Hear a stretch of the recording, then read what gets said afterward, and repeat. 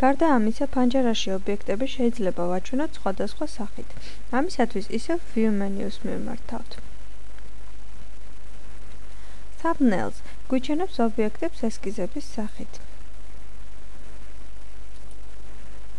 Tiles ინფორმაციის წარმოდგენის ამსახეს მოზაიკურს ვეძახით. ამ დროს ვხედავთ იკონებს და მცირე ინფორმაციას ობიექტის შესახებ. Icons გვიჩვენებს უფრო მცირე ზომის იკონებს და მხოლოდ ობიექტის სახელს.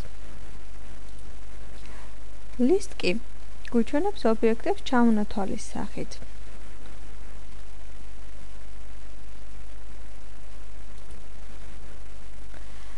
Details წარმოადგენს ინფორმაციას ცხრილის სახით, რომელშიც ვხედავთ თითოეული ობიექტის პარამეტრებს. მაგალითად, სურათი სოკო არის 192 კილობაიტი. შექმნილია 3 აპრილს 2005 წელს 23 საათსა და 42 წუთზე. და ბოლოს, აქვე გვაქვს პიქტოგრამაც,